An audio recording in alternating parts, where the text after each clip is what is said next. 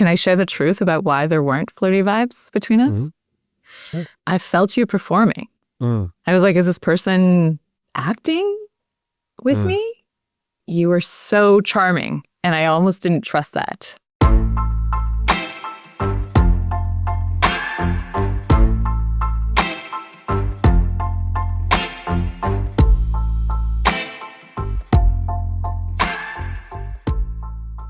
Okay, my lovelies, I am pumped about today's episode. Our guest is Laura Griffiths. She is a somatic therapist. She's also a sex and relationship coach, happens to also be a dear, dear friend of mine, probably one of my favorite people in Montreal. We met on Hinge last year, and our relationship did not progress romantically, but we have become really dear friends. And I'm super, super grateful for her presence and her wisdom. And this is exactly the kind of conversations that I want to be having with guests on the Love Drive podcast. That being conversations that are intimate, that are touching, that are vulnerable, that are funny, that are sweet, and that touch on a whole bunch of different subjects. And this is one of those conversations. So if you felt touched by this episode in any way, shape, or form, please share it with someone. Say like, hey, I just heard this really great episode. I think you would love it. Because I think word of mouth is how we're going to get this rocket ship off the ground.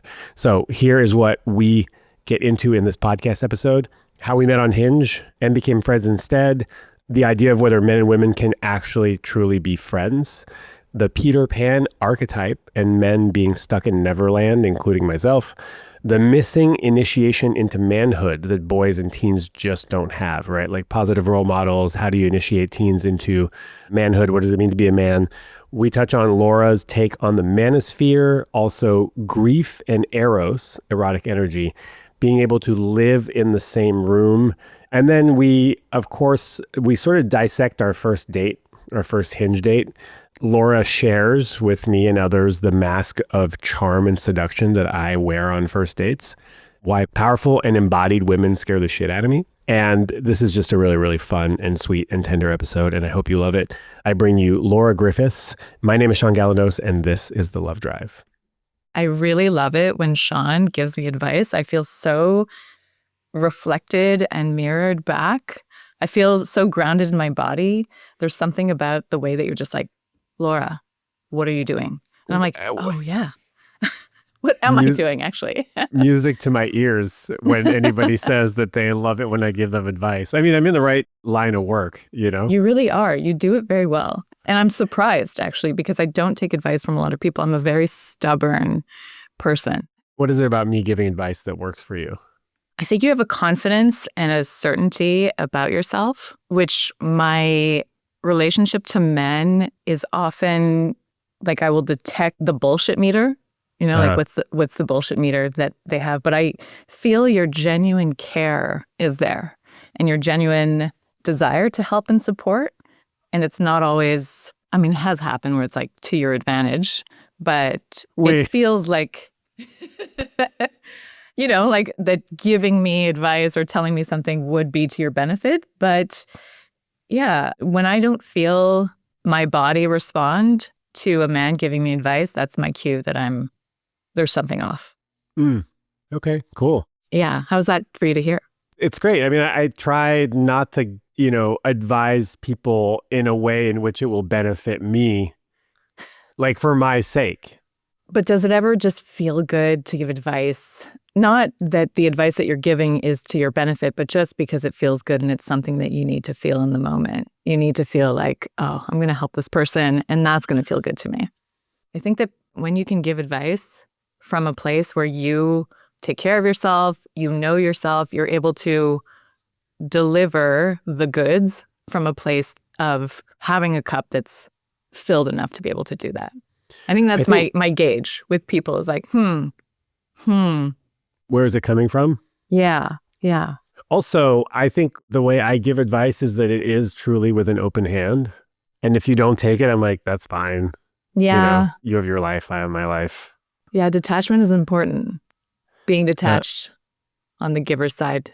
Well, otherwise, it's not really advice. It's more like a command. Well, sometimes I like that too. All right. Laura Griffiths, welcome to the Love Drive podcast. Thank you. So good to be here. Really excited to chat with you. Before we jump into how we know each other, because we do know each other, will you introduce yourself briefly? Yeah. My name is Laura Griffiths, and I am a somatic therapist and sex and relationship coach. I work with couples, women, men who are looking to dive into their body and deal with rupture and repair in ways that are fulfilling and connecting in their relationships. Cool. Yeah. And you live in Montreal? I live in Montreal. I do. Despite maybe, which is what? Which is where we know each other from. But which is where we know each other from, yeah. Yeah.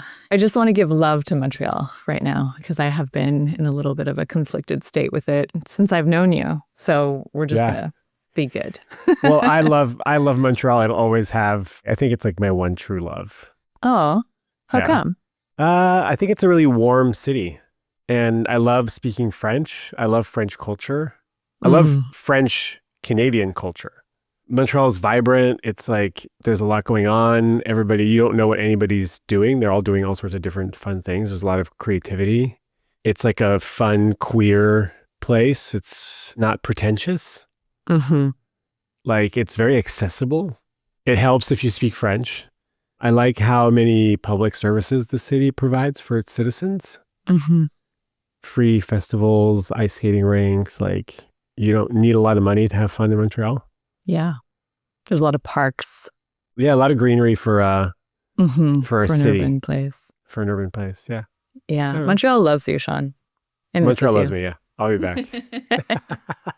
I went on a date yesterday, actually, with a woman, and I was like, oh, yeah, Montreal, best city in the world. She was like, yeah. She had a different experience. She was like, yeah, she had an ex, a traumatic ex that was from Montreal. Yeah, I have those here. So I feel like I was like having to dig myself out. Like I was already on, shaky grounds just from the virtue of being from Montreal. Yeah, sometimes we just need to step it back. But it's just like, San Francisco, the Bay, where you are now. I have so much love for this place and have missed it tremendously, but also get very afraid when I'm there because of my exes. Oh. So, Well, I've lived in a lot of different places, and there are pros and cons to all of them. I was looking for the perfect place, and it doesn't exist. So then you hop around. Yeah, but then you don't nest and ground, which can be fun for a period of time. Okay, so we met. Are you open to sharing the story? Yes. For a moment, I had to remember. we met on Hinge. We did. We met on Hinge. I thought you were so cute. Date. Yeah, we had a very cute date. You had planned something for us, which was unusual. And I'm not a big online, apps girl. I usually meet a few people and then decide this isn't for me. But you had gone above and beyond and planned like a meditation date for us to go to practice meditation at this beautiful studio. Yeah. And I was surprised by that. So I brought some cacao to share, which is always an offering that I like to bring on dates. Yeah. Would you like to take a sip of this beverage? Yeah, this lovely chocolate. Yeah. What did you think of me? After the meditation, we went and like sort of walked around and found a place to have dinner. Yeah. And then we had dinner and it was like raining and we were outside on the patio huddling, trying to stay dry. Yeah, it was so cute. It was cute. And the food was great. Which, by the way, I think is not the last time we saw each other. We saw each other at that restaurant for your birthday. Mm-hmm. Quite and we recently. got to be nostalgic then too. We did. Oh, what did I think of you? Very warm, very nurturing, giving Montreal vibes, actually. Yeah. Friendly, playful.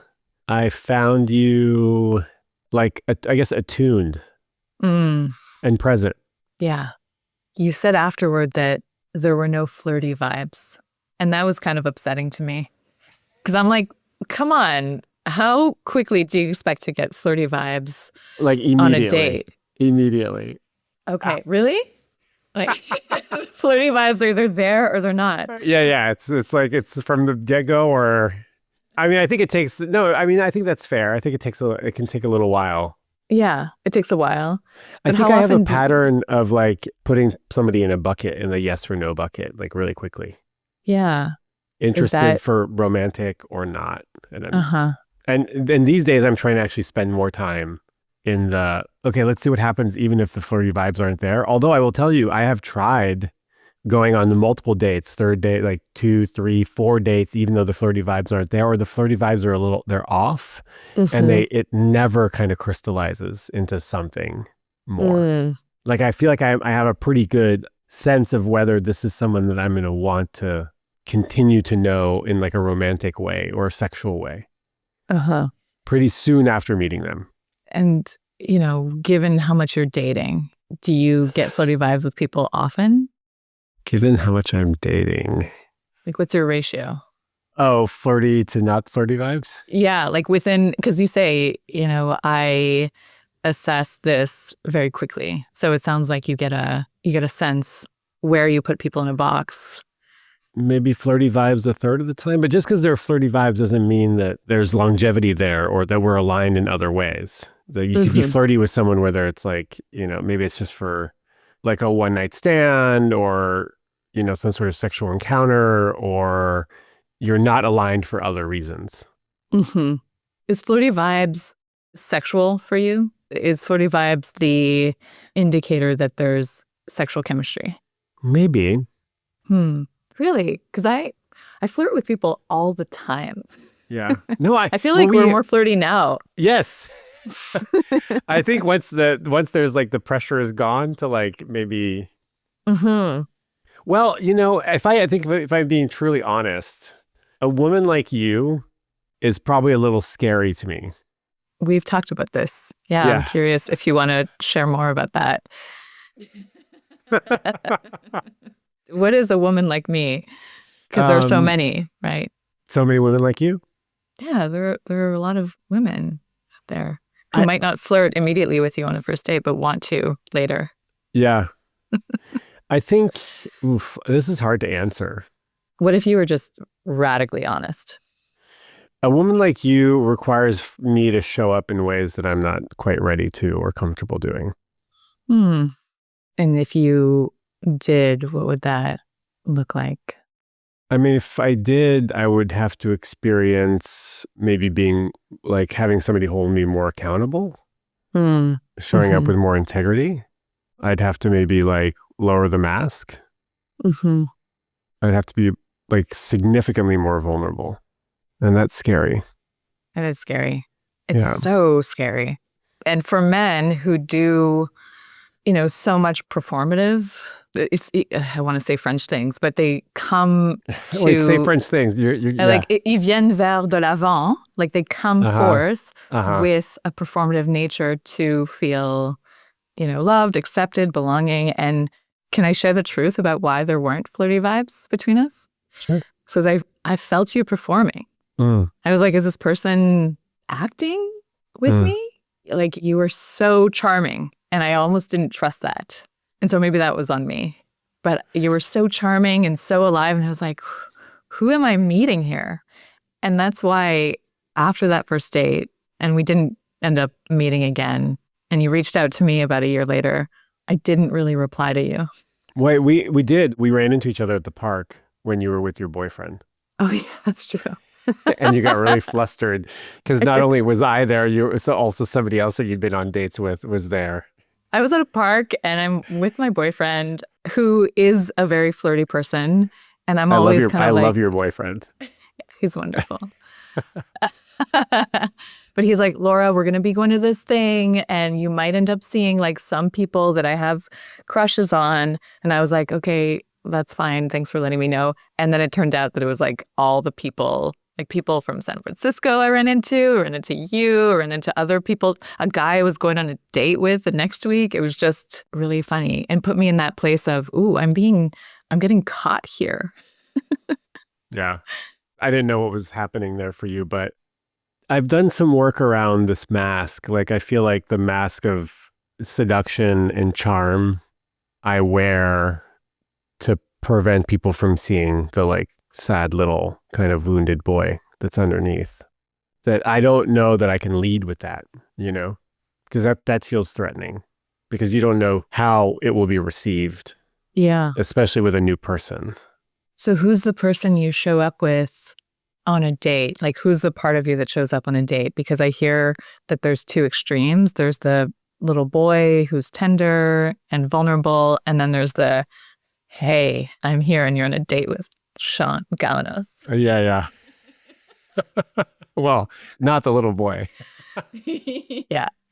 Not the little boy. I think it takes a little while. It's interesting. I've met a lot of friends through dating apps or through like, we'll go on a date and then we'll realize that we're probably, more aligned as friends. And I have a new friend that this happened. We were set up.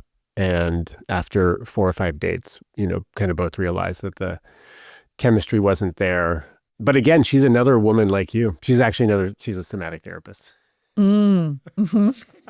Stay away. I stay away. I can't. I don't want to be naked in front of a somatic therapist. Like it's too scary. Is it a power dynamic thing?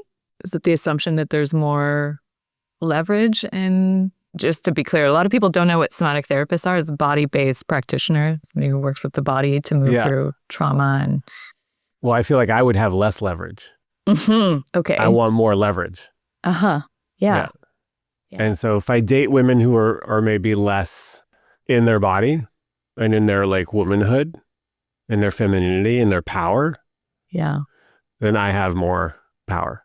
And I can show up lazier or with less integrity. I'm just being fully honest with you because I love, this is what I love. I love this about you. Yeah. And I love that you're naming this because you're saying that what determines a woman that is powerful to you or that you're kind of afraid of is a woman who's in her body. And in her power.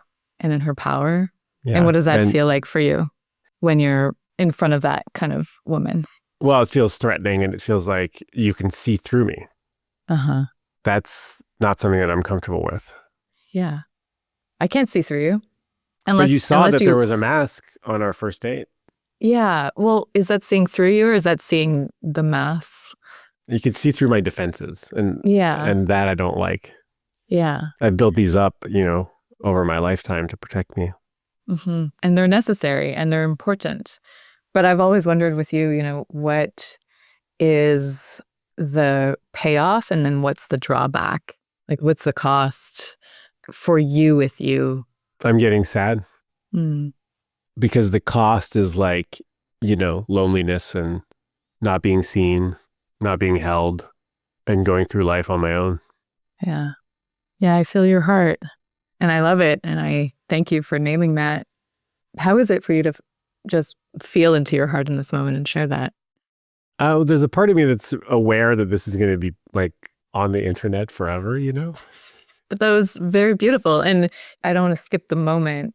And I think these moments are so important. And it's the place where the connection between people actually starts to have a circuitry. In relationship, I think the circuitry is that like reciprocity, that feeling of, oh, I feel you, you feel me. We can deepen in together.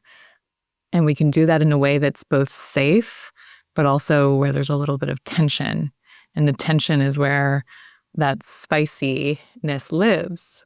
And I really spend most of my time in relationships trying to find that place, whether it's in business, in, community, with my partner, because I love safety, but I also feel like the rocking of the boat and like going a little bit deeper is where the fun lives. You're totally right. And I think that's a really hard place for a lot of people to go. We're also taught not to rock the boat, Yeah. And I think I was raised in a family where like we protect the family. We don't talk about our dysfunctions. Yeah. And this sort of deep relational connection between humans requires opening up and being vulnerable and like sharing secrets and being willing to ruffle feathers. And that requires like an ability to repair. It requires courage, faith that you're going to be okay, that you're not going to like shut down or get re-traumatized. It requires loving humans on the other side that can hold you. That's a lot to ask for. Most people don't really have all of those elements in order to make this a viable practice. I'm grateful that I have you in my life. We can Yeah. experience the turbulent waters And it's together. interesting that you say waters, because that is the place where, the feminine lives. It's like that feminine essence, that principle. You think of like deep Mother Earth principles, the elemental nature that, the male body can circulate through them. And we are meant to go into the deep waters together. And like, it's beautiful to have witnessed the waters come out of your face. The grief that's there is a portal to the love that you're longing to express, experience, and be with. And that love is so palpable. When I'm with you, I feel that love and I want to love you. And it's beautiful to be able to share that inside of our friendship that is platonic. And having platonic dynamics really help people enter into levels of intimacy that are not as scary, that are almost like a little bit of practice for the romantic. If you're not watching the video, you should, because, you can watch me being touched by Laura. Yeah, I'm feeling very tender as you were talking about the feminine waters. What was coming up for me was like, oh my God, I love Laura so much. That's what the tears were. Like a really clean love for you and gratitude that we got to spend so much time, deepening our friendship this year. I mean, so much. We spent some time deepening our friendship. It was a lot, though. It was a lot. In a short amount of time. It was a lot. There was lots of really funny moments. But I mean, you adopted me for Christmas. Yeah. Your family. We welcomed you in. Shaun was our sweet companion, our sweet guest. We fed him. We loved him. We watched Lord of the Rings together. Yeah. That's so sweet. We had dumplings. We had Chinese food. So good. Yeah. And I agree that platonic love can be a playground and it's less threatening. Like a rupture in our relationship is going to be less threatening than if you and I were a couple. I feel like we get to bounce back a little bit quicker. Maybe it doesn't touch our like core wounds as much, but it's a fertile training ground for romantic relationships. And I see a lot of men wanting that. And I have thoughts about polyamorous relationships and non-monogamous, ethical non-monogamy thoughts. I mean, based on my own personal experience inside of it. And then also thoughts and feelings. Yeah, I'm like, oh, censor yourself. But seeing a lot of men really wanting connection with women and really wanting deepening and maybe touch, but don't necessarily want romantic relationships, and they don't know that there's an array or a echelon of possibility.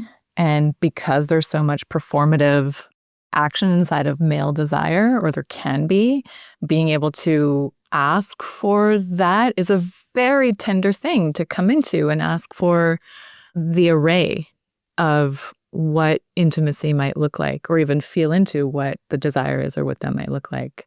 So on dates, do you get to ask for the more tender in between places? I mean, I wouldn't ask for that on dates. Why not? Well, I think because it's not an established relationship at that point. But what this is bringing up for me is when people say, oh, can men and women be friends? Our relationship is a prime example of how men and women can be friends. And not only that, what are the benefits of a male-female friendship that's platonic? Yeah. Right? I talk about this a lot with my male friends. What do you say? I've worked really intentionally in developing steady platonic relationships. I have worked with my female friends to be able to have safety inside of me being friends with their husbands, these long-term relationships, because there's so much underlying nuance between women and scarcity, protection, defensiveness, insecurities that are there.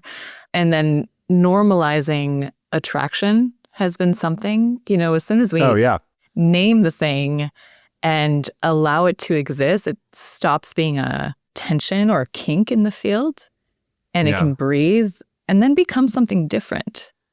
Like saying, yeah, your husband's fucking hot. Yeah. If he wasn't your husband, I would totally fuck him.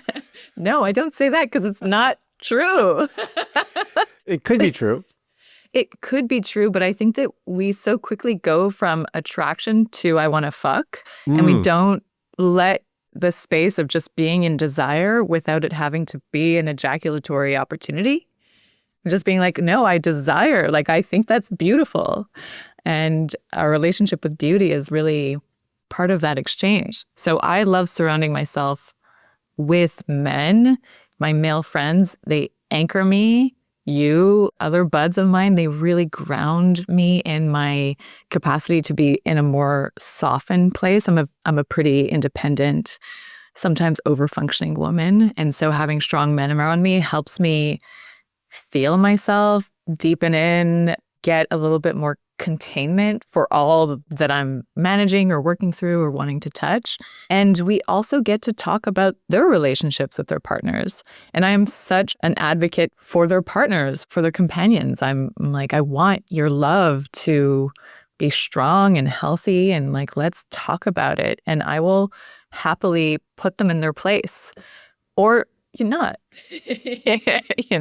Tough love, baby. Have you put me in my place? I think that there was maybe one time, and I think it was around the holidays, where you were being a little bit in your mask. I don't know if it's performative, but when you're masking, when you're just being a little bit more, I would call it maybe overconfident. Yeah. And something about you being that way really annoyed me in that moment. Yeah, because that sounds annoying. Because I know the alternative, and it feels so good when you're in that space of just not feeling like you need to protect yourself. And I get a little bit like, why is it being like that? And so I think I did, like, I snapped at you. I think I did a little like, no. I don't remember what the context was, but it was definitely a somatic response on my part of just wanting to be a certain way in dynamic with you and kind of like not wanting otherwise. It just sounds like you wanted more of like an undefended Shaun. Which I think is what I want for most of my relationships too. I get really frustrated when someone is obviously not well and not able to share why they're not well. Yeah. Or don't feel safe sharing, or don't have the language to share it. It makes me sad because I would love to be there to support them. Ultimately, I want to know my friends in a deeper capacity. Yeah, absolutely. I mean, I think you do a great job at opening up and being in your vulnerability. And I think I saw that over the summer was, you were going through such big moments. It was impossible for me to mask. Like I was, I don't know if destroyed was the right word, but I was démuni is the word I had no defenses. I was defenseless. But in that you were so strong. I think there's a difference between being defenseless and being alone in it and hiding from the world. And you didn't do that. You kept showing up and you kept reaching out. And that is a quality of strength that I think a lot of people don't know that they have or want to be able to have. So the resiliency is being built in those moments of saying, like, I'm hurt and I'm kind of distraught here, but I am gonna be loved. I'm gonna be surrounded by people, and you let yourself. And that was, I think it was one of the most beautiful acts of healthy masculinity. Yeah. So, yeah.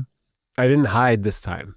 When my dad died a couple years ago, I hid for like 6 months. Yeah. And that's, understandable, I think. But yeah, this like fall, something else happened. There was like a short romance that triggered this like deep childhood wound. I mean, I cried for 2 months every day, and then Roger passed away during that time. And so it was like, I cannot hide from this anymore. Like I've been hiding from, childhood pain for my whole life, and I don't want to anymore. And I can see how it holds me back, right? Do you think that we need those moments? I think that kind of descent is different for female-bodied people. But I wonder for you, do you think you needed that kind of encounter with loss and grief to come to this place of experiencing your vulnerability within its strength? I don't know. Yeah, I mean, I think it had to be pretty drastic. And I had to hit some sort of like emotional rock bottom where I just like couldn't keep showing up, wearing a suit of armor. Yeah. Because that's incredibly isolating. What did that change for you and how you're living your life now? The only thing that's coming up is that like I'm way less trying to control everything right now. Virgo. Healthy Virgo. Like how I'm showing up, how other people perceive me, like, the best whatever. I'm always looking for the best whatever. And I've just like kind of stopped looking for the best whatever. I'm just like, oh, this is the thing, These are the plans I've committed to. This is the thing that I've decided to do, like whatever, it'll be great. Or maybe, and also I can extend that to myself. Like, oh, I'm showing up like this. It'll be great.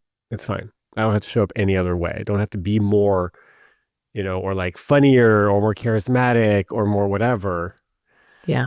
Just me on my own is going to be okay. That's a big thing. And I've heard you in those places of looking for the best thing. And so exhausting. By the way, the best thing was spending Christmas with you guys. That was instead of the orgy or the ecstatic, ecstatic right. dance orgy. That's right.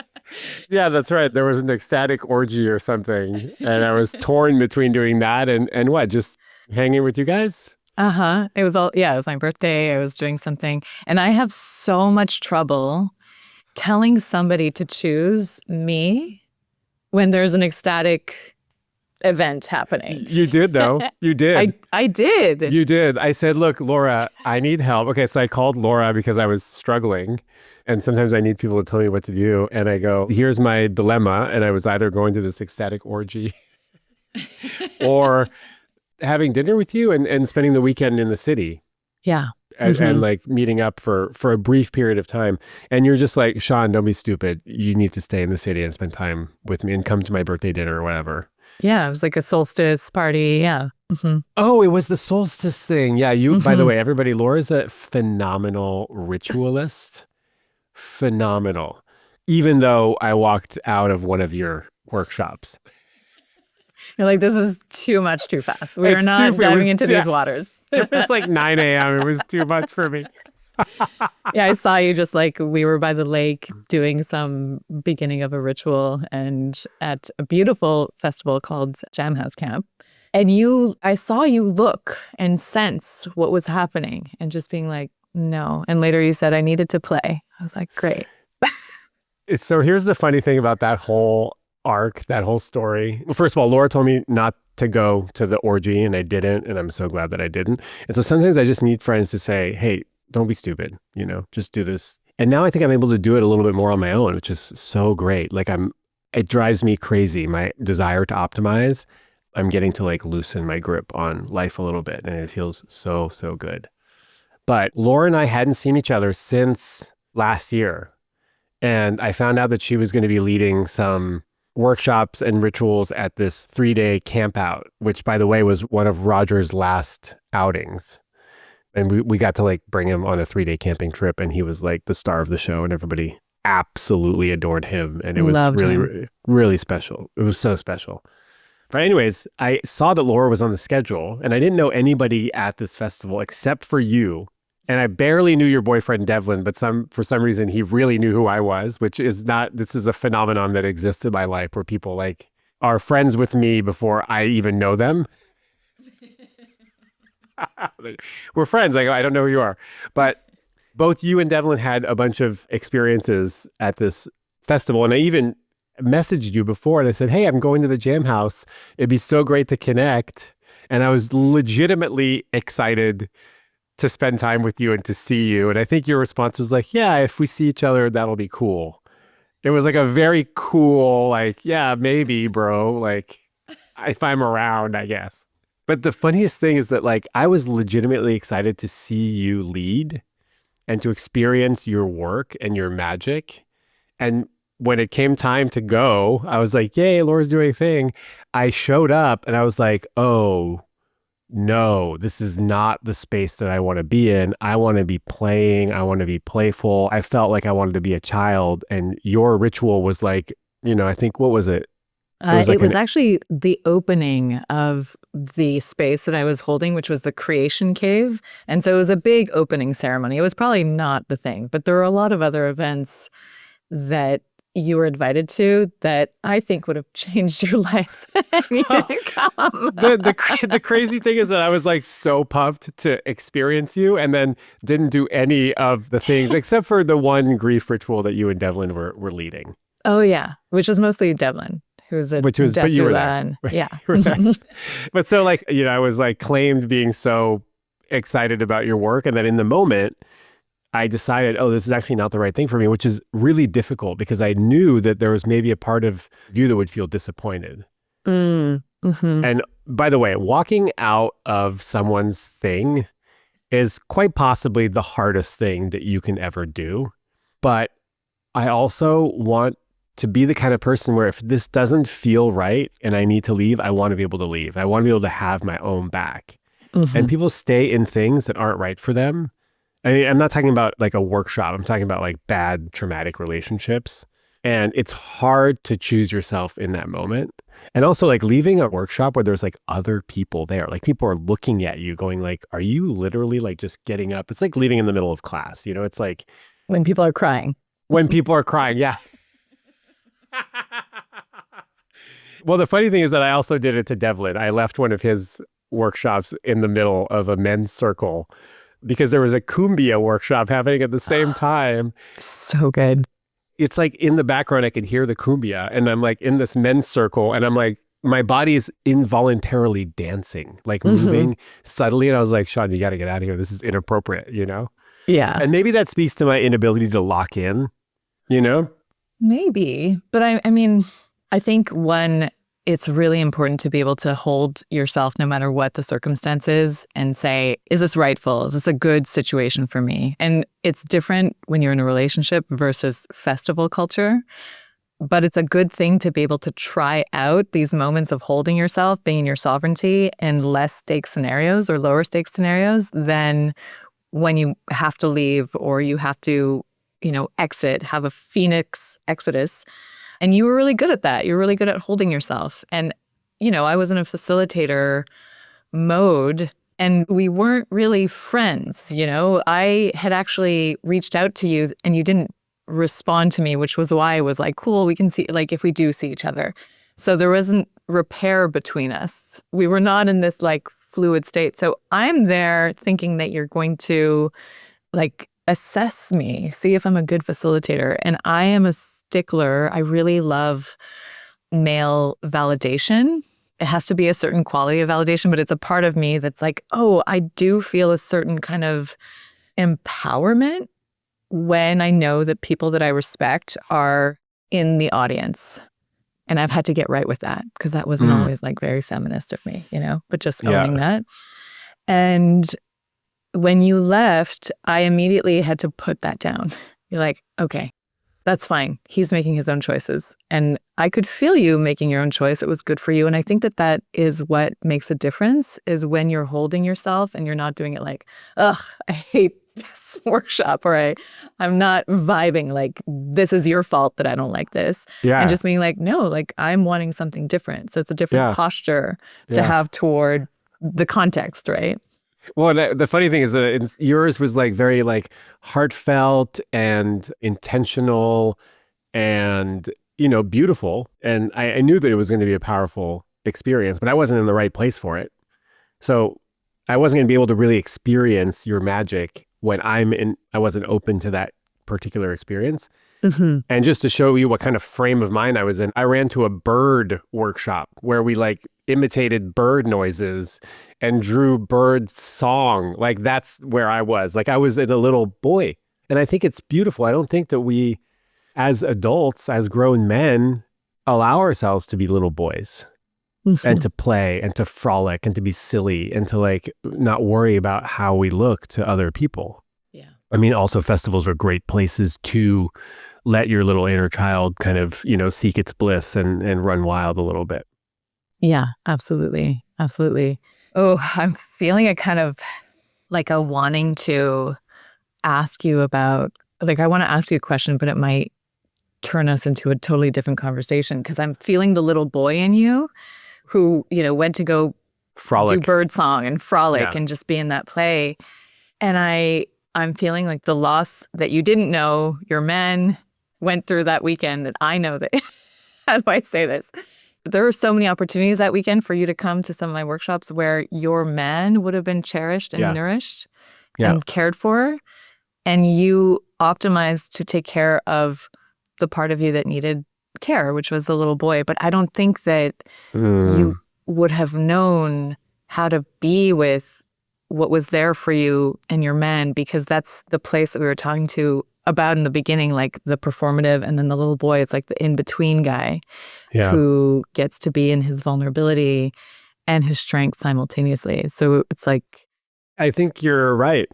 I think maybe don't give the little boy enough care and attention, but sometimes the little boy kind of rules me, in terms of like my toys and my projects and like seeking sexual novelty and desire. And like, I think I probably give my little boy a run for his money more than most. And what's coming up recently? This is so embarrassing, but like, whatever, who cares, YOLO. I've never identified as like a Peter Pan, but apparently I was waiting for you to say the Peter Pan. Bring some union. I feel like I must be Peter Pan. There must be some elements of Peter Pan here going on. Yeah.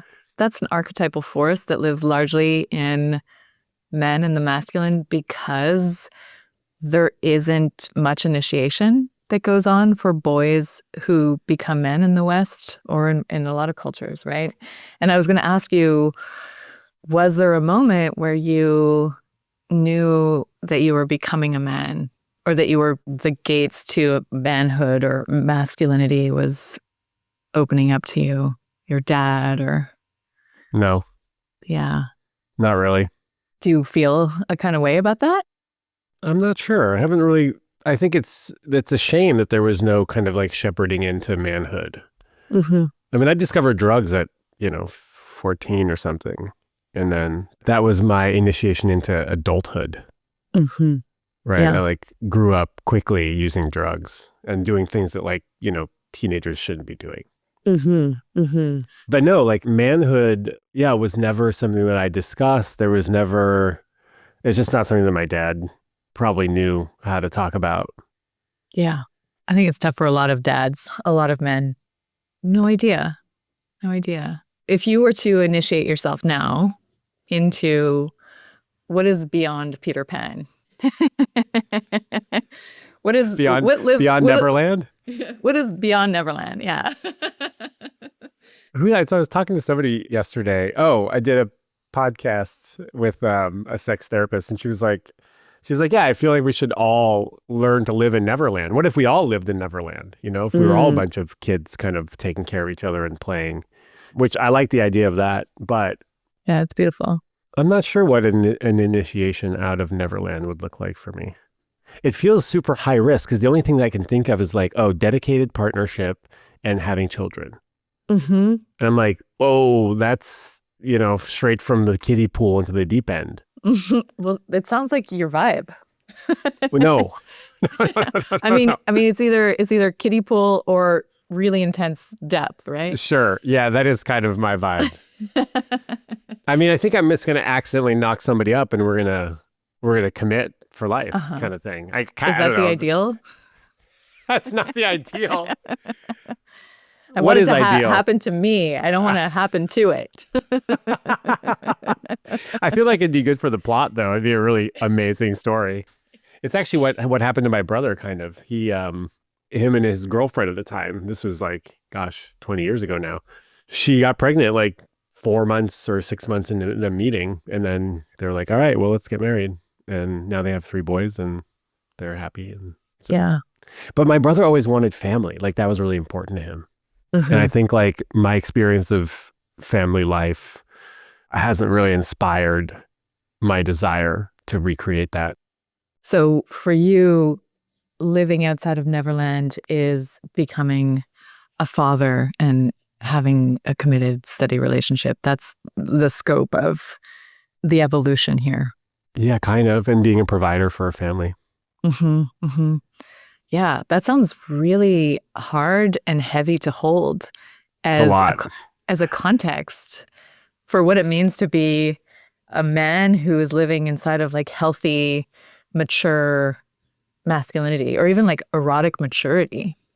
Because Peter Pan is not erotically mature. He is hooked on novelty and high dopamine experiences. And we want the inner child to thrive and to be there and to have access to him. But the child in archetypal Jungian theory can evolve to be the sovereign, right? Like an individuated human who's God himself, who has a vision, who has a decree, right? Like a law in which he lives his life or she lives her life.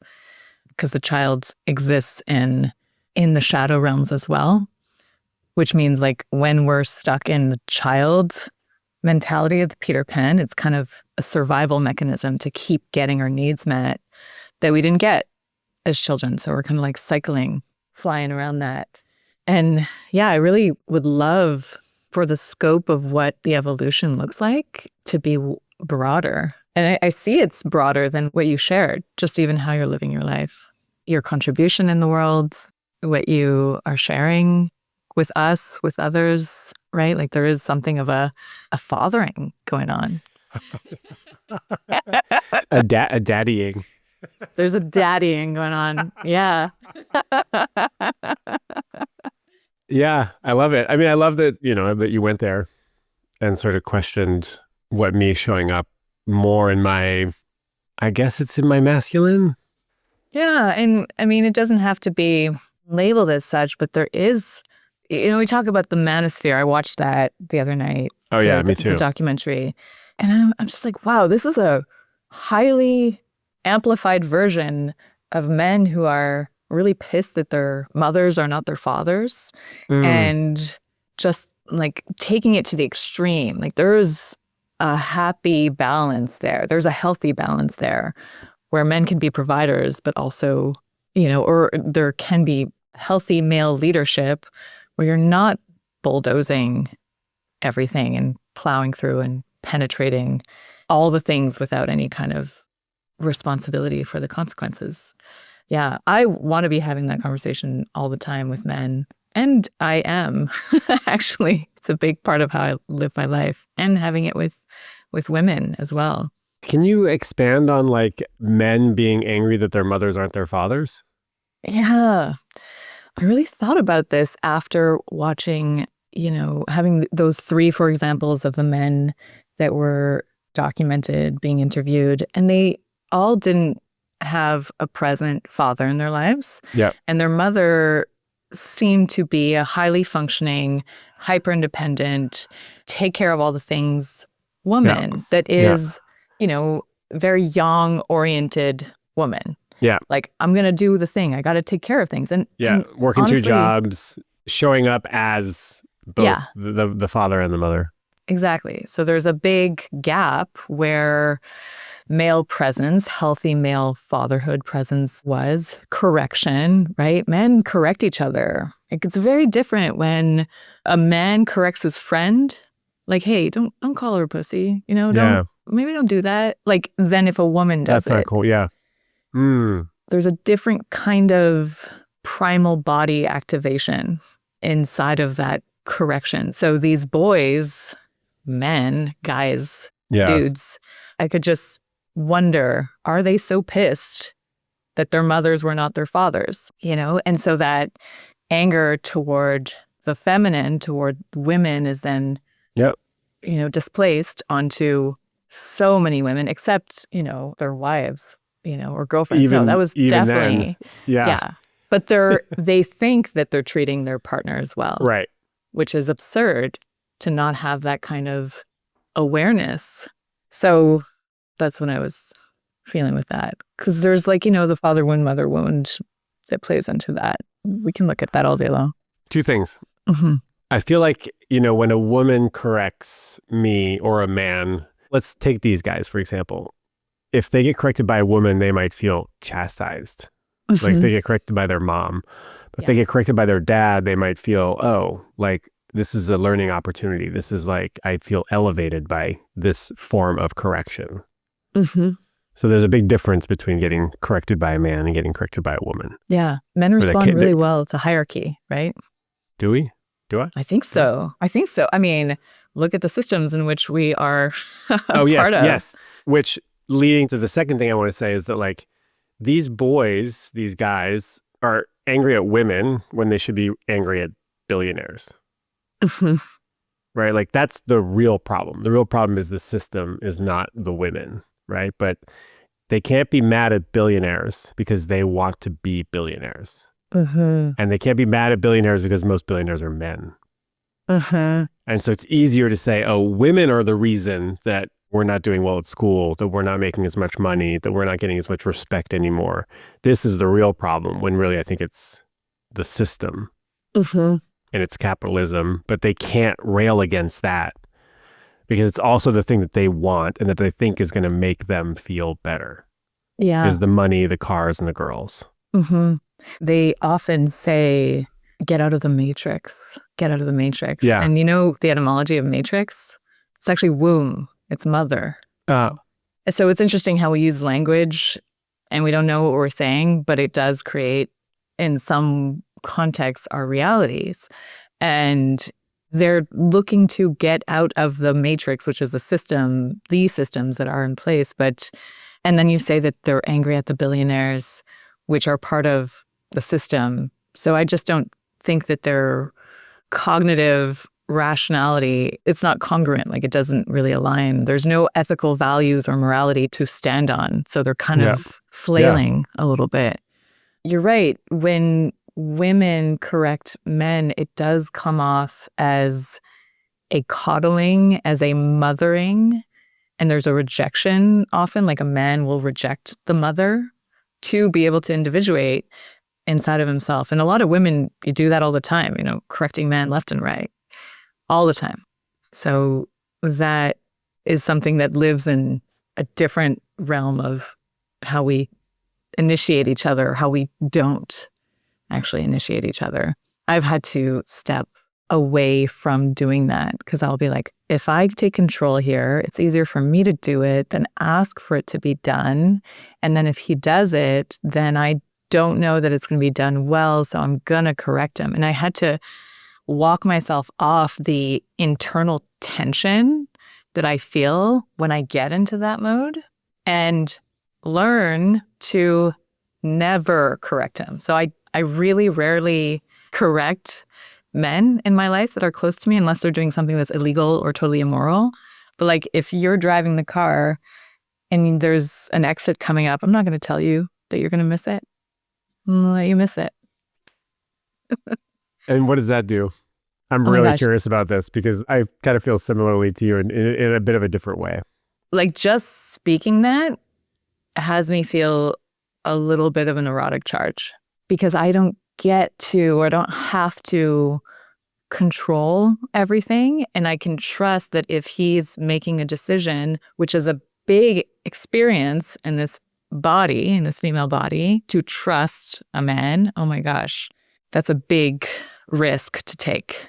But that risk is where the erotic lives, is in that place of what else is going to come to life here if I'm not overstepping in where he's, has authority or conviction or is in charge in the moment. Driving a car is a great example of that. Another woman might get kind of turned off that her partner missed the exit. Uh-huh. Yeah. Too bad. She'd get all panties in a twist about it and then get off on being pissed at him. So that's another thing is like, there's a thing called the pain body. Edgar Tolle coined it. And it's this unconscious like field around us. It's filled with our wounds and our trauma and our pain. And it wants to stay alive. It wants to be active. And that pain body with the female body is like, ooh, we want to collude with that pain. It's like the same thing as letting down the mask that you were speaking to before. Like, it's so vulnerable. It's the same thing with pain. Like, pain is sometimes the thing that we stay hooked onto and keep our teeth. Oh, it feels, it can feel good. It feels like something's so happening. Right? Like, feel alive, feel like justified and. Yeah. And in the realm of somatic work, I had to unpeel the layers of my being hooked on the pain, like being hooked on, oh, I kind of like feeling like I'm being disrespected or dishonored. And then turning that into something that is healthy and pleasurable versus something that is creating chaos all over my life. Yeah. There's, different waves of working with those kinds of dynamics. But one of them was really, can I stop being angry at the men in my life for doing all the things that they do? Like, how am I participating in that conversation and actually continuing it? So self-responsibility. So I'm curious, Mouse. I have like so many different threads that I want to follow here. I'll try to keep them all. How do we invite men to do better? Just how do we invite them to do better? I guess. I mean, or do we just accept them? Because it feels like there's like, the rhetoric these days is like, yeah, men are trash. Men, they're useless. They can't hold space. They bottle up emotions. They're not very emotionally available. Like that's what I'm hearing, right? How do we, or is that just men's jobs? Like, that's my job to now work with men and women. You've done enough. As in, like, not like you've done enough, quit fucking shit up, but you also maybe, but also maybe. This is what I love about you, though. Like, you're very, you're open to throwing men, women, under the bus everybody, as well. including myself. Everybody get under the bus. Like, how do we do better? Feelability. How do we become more feelable to each other and build our communication from that place? And so if I am in my feeling body, right? If I'm really connected to my root, my heart, my womb, like if I'm in my body and I'm sensing something's off, and I'm like, hey, this really doesn't feel good to me. This doesn't feel right. And I can stay in that place within myself and not collapse or vomit the emotion or let it splay all over the place, which is something that I find. Yeah. You're integrating. Yeah, that's right. Have you ever had a woman tell you that, like, that something really didn't feel good and it had you have a kind of body-based or emotional chiropractic adjustment and like, oh, okay, like, I hear you, I feel that. Yeah. Have you ever had a woman get mad at you? Get kind of pissed? And like from a place of, because there can be like anger that comes out of men from a place of like big velocity and big emotion. And I found that has a men react and feel like, okay, like, you have my attention, but it doesn't really get to the sweet spot of repair. Like, it can create a rupture, but it doesn't get to like this repair place. And so I have found that touching the place of my emotion beyond the kind of like inner wild woman crazy, like, that part of me that's like, I just want to fucking lose my shit. Yeah. I'm like, okay, what am I really trying to say here? And touch that place that comes with vulnerability and tears. Yeah. And I'm like filled with that sensation. Yeah. And I bring that to my man, or I bring that to men, and they can feel me in it. Yeah. It changes things. Yeah. It softens his heart. It has him want to be more empathic, more connected. But there are so many layers to get to that place of touching oneself, like touching the place of truth in the body and then sharing that with another. So much melting that has to happen to get to that place that we're just kind of like, we're not doing that. We're just like always just like triggered and on. Activated. Yeah. Activated. Yeah. Yeah. Yeah. Operating from like a higher, not like a higher velocity. Frequency. Yeah. Velocity. Wattage. Yeah. Yeah. Mm-hmm. So some of my clients, like, they will have the biggest orgasms immediately after they're able to go into that place, like move with the pain, beyond the pain, into the pleasure. Because it's like, whoa, I've never felt myself that way, because the female body has a circuitry that when she opens, she's conducting the field of energy around her. We're creational beings. So that's a big thing as birthing women, to not just be birthing babies, but be birthing energy, wattage, power, Life. Yeah. life. That's a little bit more on the mythic, the woo, you might say. Careful. Back it up. Back it up. We don't want to lose them. We don't want to lose them. I will say, I love your woo mythicness. It's part of the waters, you know? Yeah. Mm-hmm. Yeah. I like playing in all sorts of different spaces. Some might be more like psychological. Well, you bring that. I mean, you're like the total package. You bring it all. Also, I wanted to give you just a little bit of love because I have attended your solstice celebration and I've seen you facilitate and I've experienced you, and you were phenomenal. You're a phenomenal facilitator, and you're a phenomenal woman. And I'm eternally grateful, for our friendship and for your presence in my life. Thank you. I really adore you. And I didn't know that. And so now I'm getting the validation from the male gaze in you that I've been wanting. Finally. How does it feel? Actually, I was never really sure, like I didn't know. I didn't actually know that. So if I were to trust that what you're saying is genuine, which I'm choosing to do, which I don't always, it feels good to hear. And I really wanted you to have a good time because you had the option of something else. So that meant a lot that you came. Oh, yes, to your solstice. Yeah. I mean, that was great. But I'm tearing up again because I feel sad that you don't know how I feel about you. Or maybe, is this just in the facilitator concept realm or in like the friendship realm? I think I genuinely have trouble being with how people really feel about me. I feel sad because I feel like I've worked really hard on letting people know how I feel about them. And I think part of that is they might not just believe me because I'm so sarcastic. And so like when I say like, yeah, I really love you, like people are like, yeah, okay, whatever. Mm-hmm. And then the other part is you, right? Like the inability or the challenge of like letting that stuff in, right? Mm-hmm. Like letting, maybe it's male love or maybe it's just validation or affection or attention or whatever. Yeah. So I'm sad that even though I think I've communicated it, that it hasn't landed. I'm letting it land. I can feel this, the like little wounded child in me is often the one who's like, what do I have to give in exchange for this? Like what is the debt that I am now owing? And that isn't like, that's an old tenderness. And so I'll have that space of receiving and then also be able to choose, like, it's okay. You can open, you can receive it. Take it. Yeah. You don't have to do anything. Yeah. You're so good at saying that. You say that a lot. I've heard you say that. You don't have to do anything. Just stop. I'm like, just show up. Just be there. Yeah. Just like you, like as a person is like plenty. Yeah. Thank you for being that place, being that person who has corrected me in the most beautiful way of inviting me into being more in my receiving space, just receiving. Yeah. It's hard. Yeah.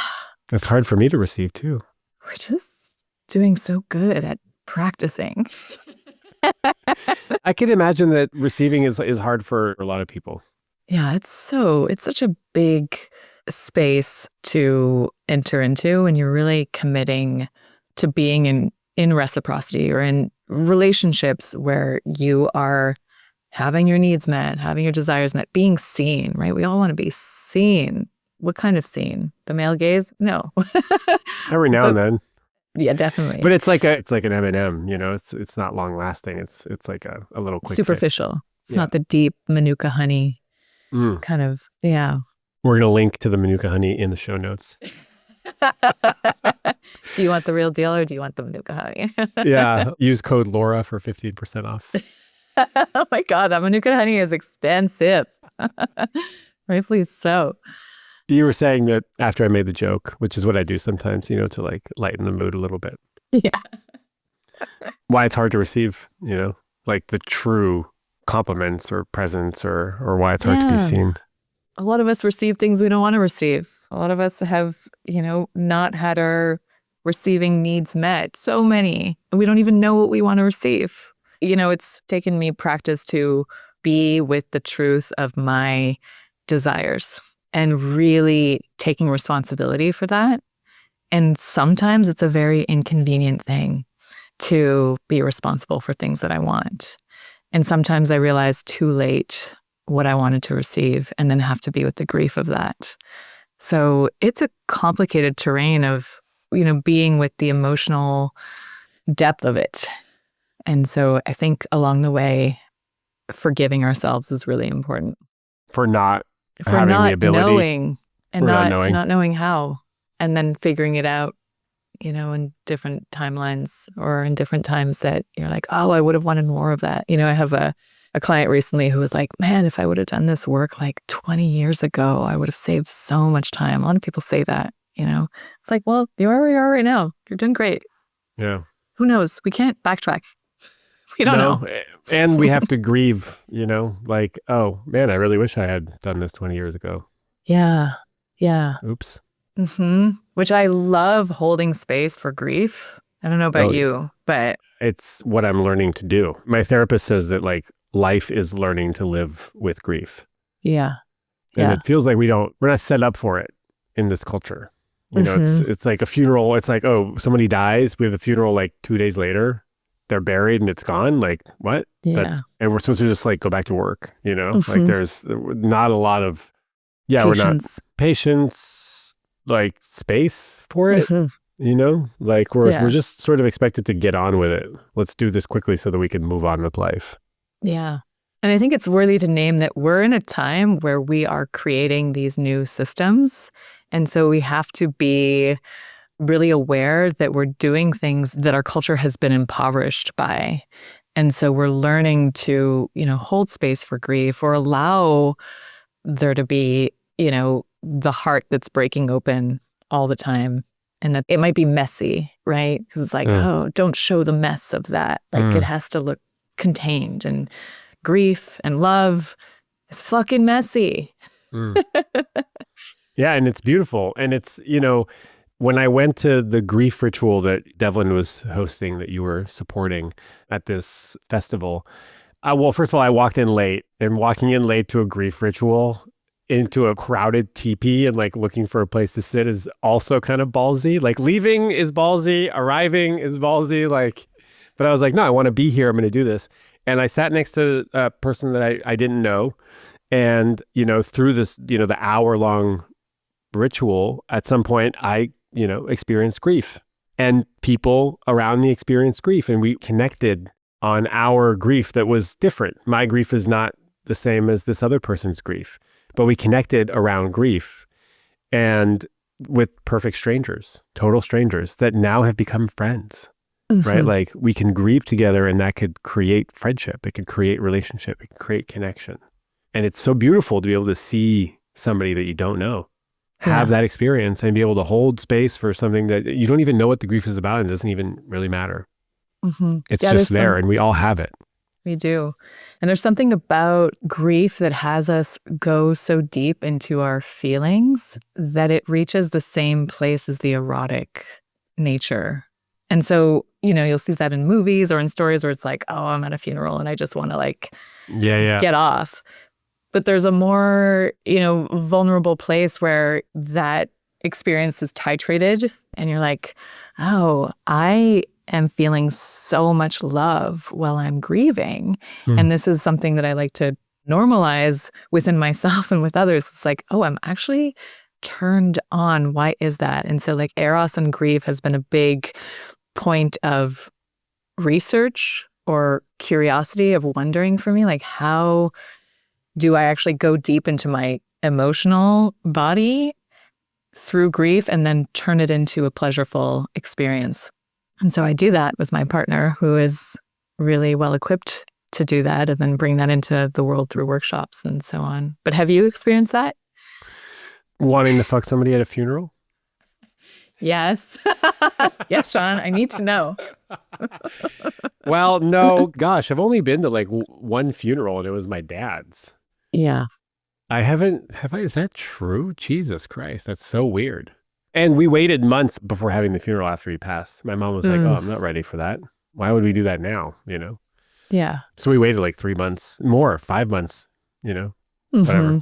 But my experience of eroticism and grief, yeah, I mean, people experience grief in all sorts of different ways.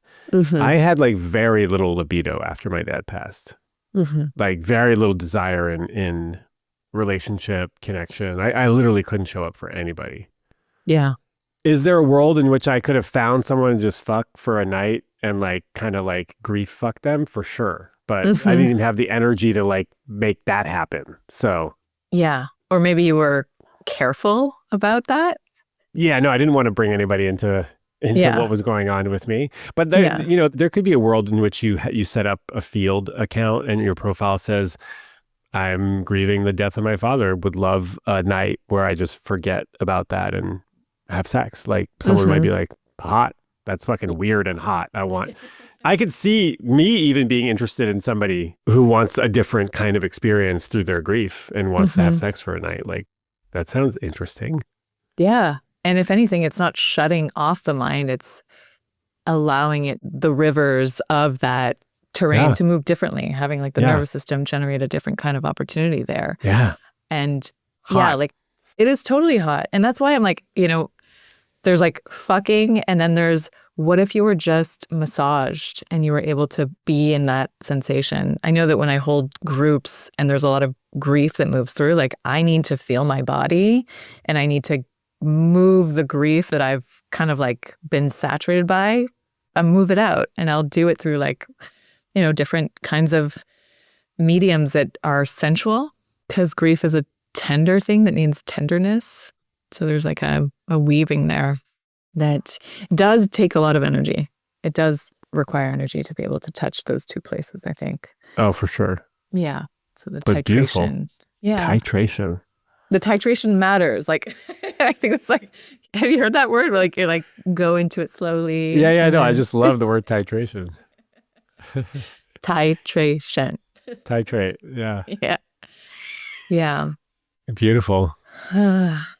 It's just having me remember so many of the experiences where you touched grief and let yourself be held in that. And so I was really moved by you multiple times for how much surrender you went into and let yourself kind of just ask and be met. So much. I mean, I was not hiding it at all. I'd be in coffee shops, just like tears streaming down my face, being like, well, that's it. People are like, are you okay? I'm like, kind of. Not really, but, you know, like it was just really, people were just like, wow, that guy's just crying, you know, like, because we don't do that. We go hide. We like compartmentalize it. We push it down. Oh, we'll deal with this later. But it's like, oh, why don't you just deal with it now? It's only going to take 5 minutes, you know? Exactly. Then you're not going to crystallize it and have to deal with it for years in therapy, right? It's not like I was crying straight for 2 months, like, but I cried every single day for 2 months. Yeah. And I would also like I would like listen to extra sad songs to go and touch it, you know, touch more of it, without even having a story. It's like, oh, what are these tears about? What are these tears about? It's just like, nope. It's just like a pool of grief, unconsolidated, just sitting there needing to be like expressed and felt. And that's how I didn't attach any story to, oh, this is when they did this. It's like, nope, it's all sad. Yeah, it was beautiful. I loved it. That's a good way to do it. That's a great way to do it. Just not attach a story and let your body be wrung out like a wet sponge. So good. Yeah. So good. I had a friend who I was in a sauna with a few weeks ago, and he is like, this morning I was at a coffee shop and I was just crying. And everybody around me treated me like it was okay. And it was the best experience ever. So you're just paving the path, Shaun. Hey, one more plug for Montreal. Yeah, come cry in our cafes. Come cry in our cafes. People let you. They really do. They're like, yeah, Yeah, dude, I get it. Laura, I love you so much. I love you, Shaun. Before we wrap up, who do you work with? How can we find you? What do you got? I work with people one-on-one. I work with couples, and I am offering group containers soon. You can find me at thelauragriffiths.com or Tongue of Honey on Substack. Jesus And Christ. just want to say nice, sweet things that are also kind of fiery. On Instagram, the Laura Griffiths. Yeah. Mm-hmm. Griffiths, everybody with an S. Everything's in the show notes, but Yeah. Yeah. Thanks for that. yeah. And what do you help people do? I help people move through transitions in their life to access their creative power, their creative genius, their erotic power. And we often move through trauma. We move through rupture and repair. And we use a lot of different tools that are very potent and that you can use in your day-to-day life and over the long term. Even generational repair goes down in our sessions. So, yeah. Beautiful. If any of this spoke to you, I would love to hear more. And I am so grateful to have this time with you, Shaun. It's always such a nice time to get to hang with my sweet bud. Well, one of the things I wanted to do with this podcast was not only have experts on, but also people that I just genuinely love. And you happen to be two in one. You're both an expert and someone that I genuinely love. And someone was like, oh, I could hear you talk about car parts as long as it's with someone that you're in love with or like, you know, have a relationship with. Yeah. And I think this is a beautiful example of like how touching a conversation can be when there's love there. Mm-hmm. Yeah. You're bringing the love across many fields. Thank you for that. And congratulations on this beautiful relaunch. Woo! You're so welcome. Thank you. Oh, and also last question. What does love mean to you? Oh, it means optimizing for heartbreak, opening your heart wide open and really letting yourself be in the pool of what it means to be alive, what it means to give reverence for the fullness of this life. That is what love means. And being in relationship to all beings, humans, ecosystems in the process of it. Oh, I love that. Love that question. Thank you for your wisdom, Laura. Thank you for yours, Shaun. And that was Laura Griffiths, everybody. I hope you love this episode. If anything in this episode landed for you, do me a favor and send it to someone in your life who needs it, a friend, a partner, a brother. You can find Laura at all of the links that we talked about in the show notes. Share this podcast. If you want to leave a review, that means the world to me. It will help for when I start looking for advertisers for this podcast. Leave your comments on Spotify or YouTube. I love being able to engage with you. If there's something in this particular episode that you want to go deeper on or that you have questions on, please do that on Spotify and on YouTube. I do read all of the comments. And if you have a question for me that I will answer on the solo episodes, you can leave either a voice memo or an email at podcast@thelovedrive.com, or you can call the hotline 415-494-9559. I am currently in Seoul, Korea, by the way. And next week I will tell you a little bit about my trip in Thailand and Seoul, and then we'll do some Q&A and I'll share some more stuff with you. I'm grateful that you're here. Thank you so much for listening and have a beautiful week.